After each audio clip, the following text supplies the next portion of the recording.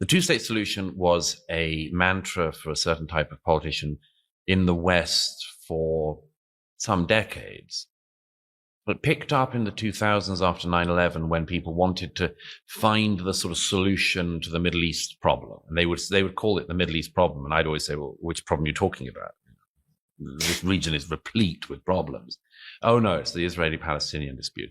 And sensible, moderate people, the sort of David Miliband's, the Camerons, these sorts of people would say, well, the real thing that needs to be sorted out is a two-state solution, the solution of a founding of a Palestinian state alongside an Israeli state. And the thing is, there's sort of two problems with that. One is the idea that if the Palestinians actually had a state called Palestine, that would not mean that the economy of Yemen boomed. It would not mean that the Saudis made greater leaps forward in human rights. It would not mean that the mullahs in Tehran would stop killing girls on the streets of Tehran and other Iranian cities.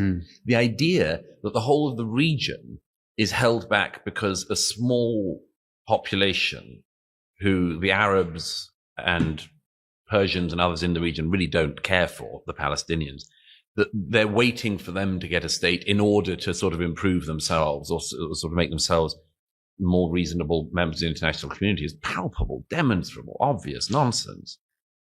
So that's the first thing. The second thing is that the reality on the ground has just changed, and it's changed for several reasons. One was when the Israelis disengaged from Gaza in 2005 and 6, and I remember it very well, and I remember the very fervent debates in this country as well as around the world, and the pressure from the Republican government administration in America to, withdraw every Jew from Gaza and hand the Gaza over to the Palestinians and have free and fair elections in Gaza. Well, the Palestinians promptly elected Hamas, who then killed their Palestinian brothers and sisters who were from rival groups like Fatah, threw them off buildings, shot them in the back, dragged their corpses around behind trucks around the Gaza in a celebration. That was an early sign, I would say, that the two-state solution was in trouble, because they'd been given a state in Gaza. And, there were left-wing politicians, many of whom I spoke to, who, they said at the time, you've got all of the infrastructure we left. The international community will give you money. We will give you money.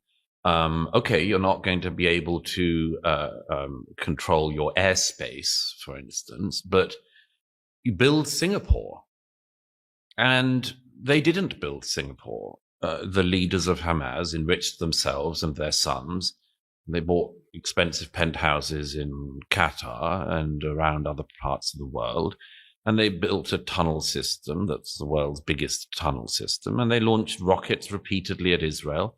And then on October the 7th, they had this big breakout through the fence and massacred people in their homes and young men and women at a party, among other things. And so anyone who thinks that the Palestinian state, the sort of two-state solution thing, is obvious, first of all, has to contend with the fact that they were given a state. They were given a state, and they made it a terror state.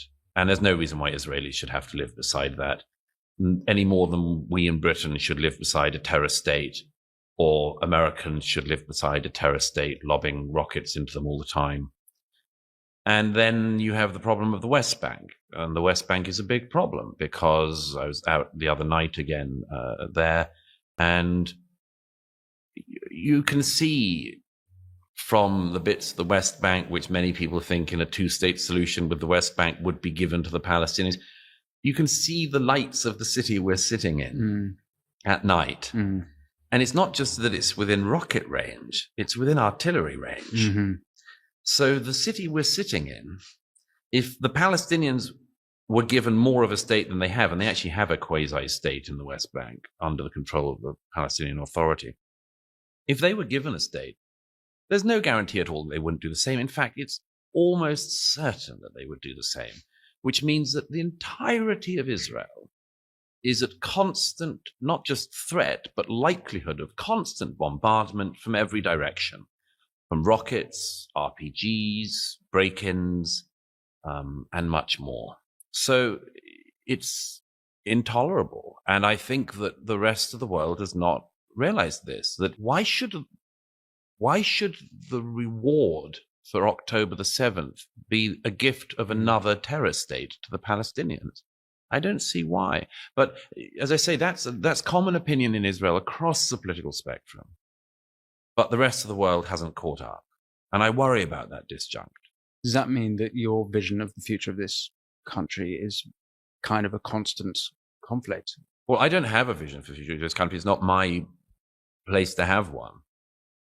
I think that Gaza has been an insoluble problem, and the international community has given it to Israel to solve. I don't see why Egypt shouldn't help solve the problem of Gaza. They share a border with it. Egypt used to own the Gaza. Give it to Israel, to give it to Egypt to solve. And if you were to say that, people say, well, we don't want the Palestinians. That's what Sisi and co. We don't want them. Palestinians brought terror everywhere they went. Everywhere they went. Where the PLO went, where Yasser Arafat went. Everywhere they went, they brought terror. Whether it was Egypt, Jordan, Tunisia, Lebanon.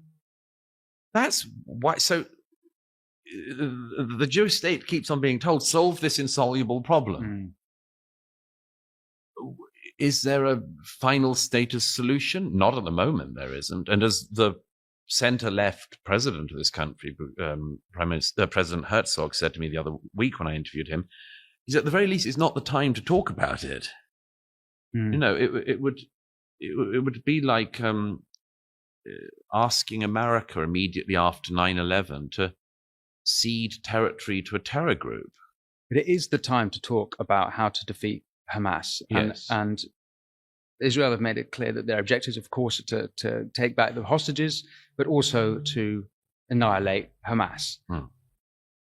Aside from the militant Hamas terrorists, as much as Hamas is an idea, an ideology, I've heard you say it can be defeated, like Nazism was defeated, like Imperial Japan was defeated. Like communism was defeated. But was communism defeated? Well, largely. It's still pretty alive. And Marxism is certainly a very popular ideology. It is, but think back to when we were growing up, how much stronger it was.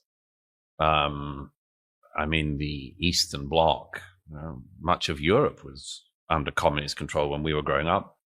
The Soviet Union was, a major power in the world. But go back a couple of decades before that, and it was rolling out across the world, the communist ideology.